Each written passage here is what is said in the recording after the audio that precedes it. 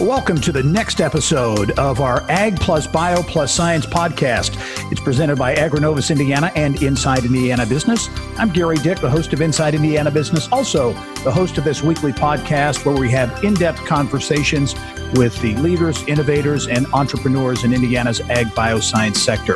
It's the sector where food, agriculture, science, and technology converge. Today, we are continuing our virtual podcast and are excited to have Ronda Hamm join us, Global Academic Relations at Corteva. And Ronda, welcome to the podcast. Thanks for having me. I'm excited to be here. Give us an introduction, Ronda, of you and your role at Corteva and really how you got to where you are. My career path is what people usually refer to it, but I usually like referring to it as a career adventure. In my mind, it's more like one of those old choose your own adventure book. You open it up and you come to a crossroads and you choose this way or this way.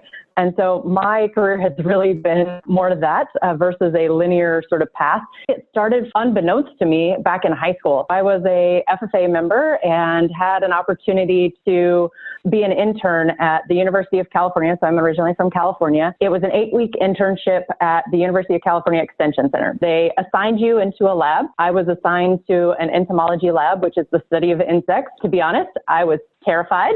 I was not looking forward to this experience at all.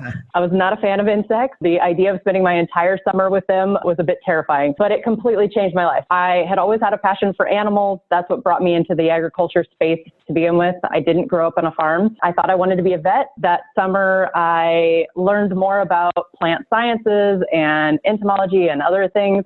So I decided I liked the breadth that agriculture had to offer. So when I finished high school, went off to college and majored in agricultural education. So I became an agriculture teacher, did that for a year, and then decided, I really want to advance myself so that I can essentially increase my salary as an educator. And so I went back to school for a master's degree.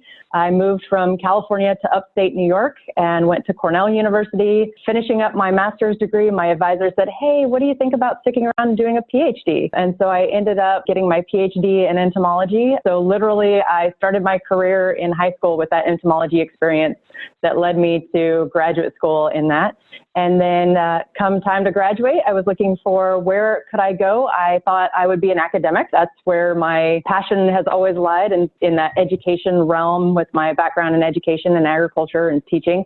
And I stumbled into industry really by accident. And I've been with Corteva Agriscience now 12 years. I started out as an entomologist for them doing urban pests, working in corn and soybeans, and had a variety of opportunities there, including a project manager within our operations facility, patent liaison, writing our new innovations for our new technologies, and now currently our academic relations leader. And so it's kind of come full circle for me where I get to go back to my roots of education and outreach, which I absolutely am enjoying. Fascinating path to where you are now. And I really think it's also a testament to the power of internships and what they can do and launch people in their careers. We've had a number of your colleagues on the podcast from Corteva Agriscience, relatively new in the market in terms of the name, but the roots of this company certainly have been here for a while. For those who may not be familiar, just a brief thumbnail sketch of Corteva and the substantial footprint that it has here in Indiana. Corteva Agriscience is a publicly traded global agriculture company focused on really 3 areas, so crop protection, seeds, and our digital platform. And really all of that is to help our farmers maximize productivity and profitability, with the goal being that our company promise is to enrich the lives of those who produce and those who consume, ensuring progress for generations to come. And as you mentioned, we're not new to the Indianapolis area. We were Dow AgriSciences prior to Corteva.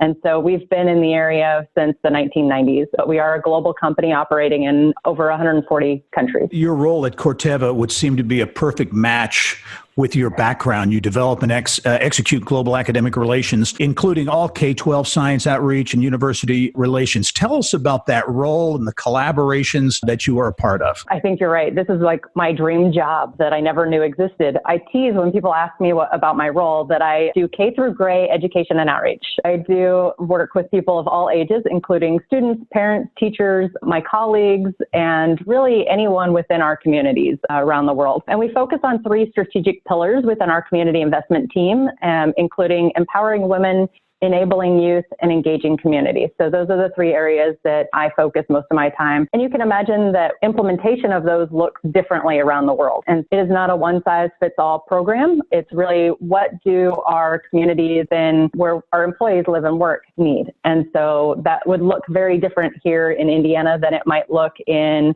Kenya or in Brazil or even in another state. And then also within that space, we have our employee engagement programs, which are our Corteva Grows programs. And those are really focused on science outreach, which is primarily where I spend a lot of my time. Green space, which is working with community beautification projects, pollinator gardens, for example, community gardens, food gardens, working with our food banks and our food security organization, and then also focus on our communities. Talent is such a huge issue, of course, for the state of Indiana, for companies of all sizes. Certainly right in your wheelhouse with your responsibilities there at Corteva. Give us your take, your thoughts on talent, the talent needs that Corteva has, the ability of Indiana as a state to produce or help to produce that talent through the great colleges and universities we have. But what's your take on the talent situation here in Indiana? Talent needs definitely change on a regular basis, but within agriculture, some things stay the same. You could imagine that within ag and at Corteva, we always need agronomists, we need entomologists, we need plant pathologists, some of our plant breeders, salespeople. Those are what we sort of think of as pretty typical when people think of agriculture. What they might not necessarily think about within agriculture is those strong technology, cutting edge scientists and engineers, the software developers, the IT related experts, even those that have the capabilities and expertise in drone operators. Agriculture is a mix of both those traditional and kind of those more unexpected career options for people and students. We need both. I like to say that regardless of what your interests are, there's a place for you in agriculture. We really need everybody to pull together.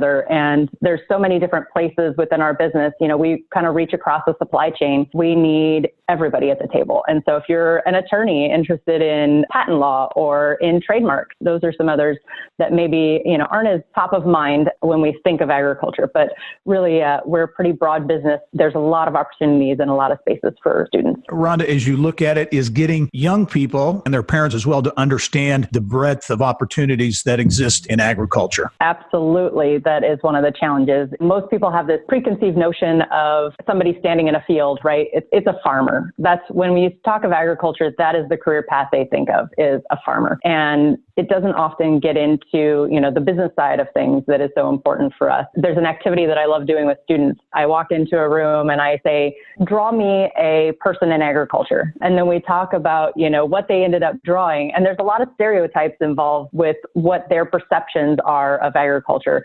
Typically, it's male. Typically, it is somebody with a overalls, potentially a pitchfork or some sort of manual tool, maybe a tractor, but it doesn't get outside much of the scope of that to drawing an engineer or drawing a scientist or drawing someone that is sitting around a boardroom, right? Those are not the pictures that are conjured up when you talk about agriculture in general. We're trying to change that perception and let people know through some of our outreach that we do. It's a challenge for sure. Last fall, Rhonda, you were selected as an American Association for the Advancement of Science, IfThen ambassador. So tell us a little bit about that honor. I'm still getting my head wrapped around this, to be honest. I am absolutely honored to be one of 125 women in STEM selected for this program. There are actually a handful of us that are involved in agriculture and 2 of us from Corteva Agriscience. So we're pretty proud of that. And really what the IfThen initiative seeks to do is to advance women in STEM by empowering our current innovators and inspiring the next generation, because the tagline is, if she can see it, she can be it. If these young women don't see themselves or see someone like them in these areas of STEM,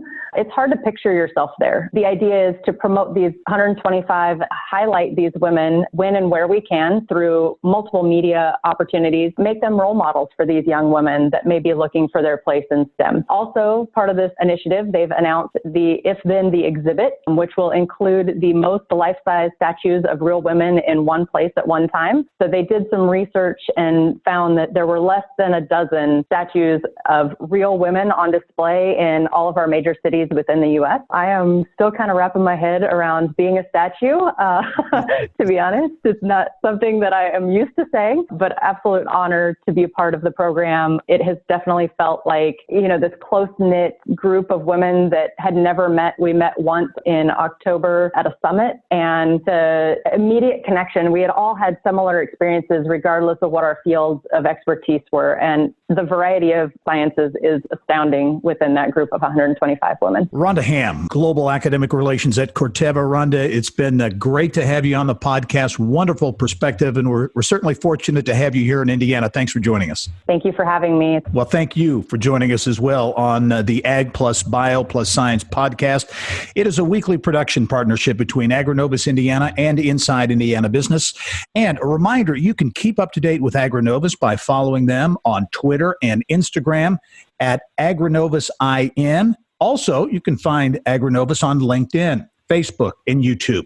Also, don't forget to leave us that 5-star review on Apple Podcasts so we can continue to share Ag+Bio+Science stories like this one with more people. Thanks for joining us this week. And remember, Indiana, we're all in this together. This podcast is a product of Inside Indiana Business. Hosted by Gerry Dick. Produced by Bridget O'Reilly, Libby Fritz, and Joe Ullery. More people get Indiana business news from Inside Indiana Business than any other source.